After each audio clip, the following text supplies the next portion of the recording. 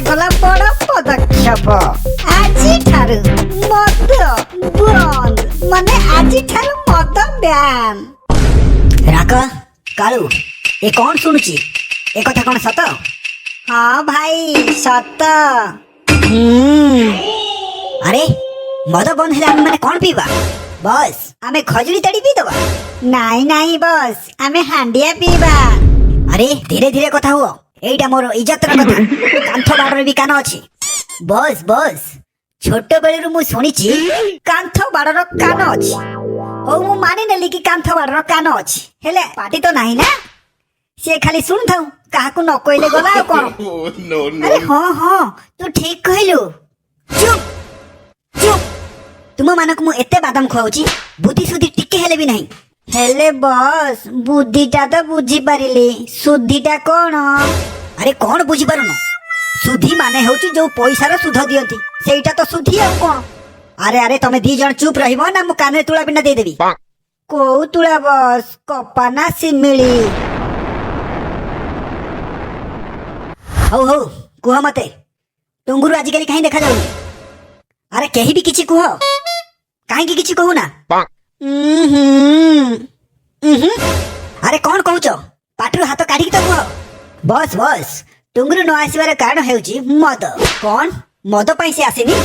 Bus bus, Tunguru ନା ମଦ ପିଇ ଗାଡି ଚଲାଉଥିଲା ବେଳେ ଗୋଟେ ମାଇ କୁକୁଡାଟିକୁ ମାରି ଦେଇଥିଲା, ସେଥିପାଇଁ ସେ ଆସିନି।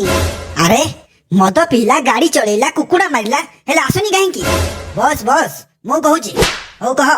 ସେ କୁକୁଡା ମରା କେସରେ 50 ଥର ଗୀତା ଛୁଇଁ ମିଛ କହିଲା, ହେଲେ ସତ ବାହାରି କଲାନି। ବସ୍ ବସ୍, ମୁଁ କହୁଛି। ହଉ ହଉ ତୁ କହ। କୁକୁଡା ମାଲିକ ନା ତାକୁ ମଦ ପିଇ ସତ ବାହାରି କରିଦେଲା, ସେଥିପାଇଁ ଜଜ୍ ସାହେବା ତାକୁ 6 ବର୍ଷ କାରାଦଣ୍ଡରେ ଦଣ୍ଡିତ କରିଦେଲେ। କଣ? ମଦ ପିଇ କୁକୁଡା ମିଳିଲା ବୋଲି 6 ବର୍ଷ ଜେଲ୍? ଆରେ ସେ କାହା କୁକୁଡା ଥିଲା କି? ବସ୍ ବସ୍, କୋଉ ମନ୍ତ୍ରୀର କୁକୁଡା ହେଇଥିବ ବୋଧେ। ଆଉ ଏତେ ବିପର୍ଯ୍ୟୟ, ମନ୍ତ୍ରୀ ମାନେ ବି କୁକୁଡା ରଖିଲେଣି। କିରେ ତୋର ପୁଣି କଣ ହେଲା? ବସ୍ ବସ୍, ମୁଁ ବି କାଲି ରାତିରେ ନା ବହୁତ ମଶା ମାରି ଦେଇଛି।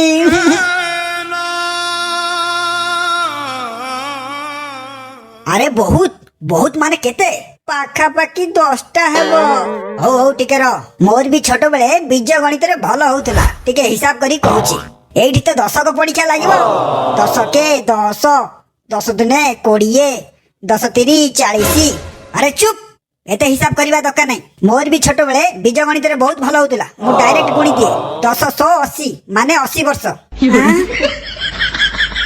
80 ବର୍ଷ? ଆଉ କଣ, 80 ବର୍ଷ ବହୁତ ହେଇଗଲା।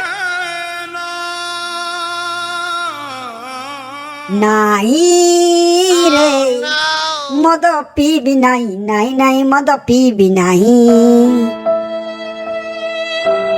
ନାଇଁ ରେ, ମଦ ପିଇବି ନାହିଁ, ନାଇଁ ନାଇଁ ମଦ ପିଇବି ନାହିଁ। ମଦ ପିଇବା ସ୍ୱାସ୍ଥ୍ୟ ପକ୍ଷେ ହାନିକାରକ, ତେଣୁ ଖାଲି କ୍ଷୀର ନହେଲେ ଫଳ ରସ ପିଅନ୍ତୁ। ଆଉ ହଁ, ଯଦି ଆପଣଙ୍କୁ ଭିଡିଓଟା ଭଲ ଲାଗିଛି ତେବେ କମେଣ୍ଟସ୍ ମାଧ୍ୟମରେ ନିଶ୍ଚିତ ଲେଖି ଜଣାନ୍ତୁ।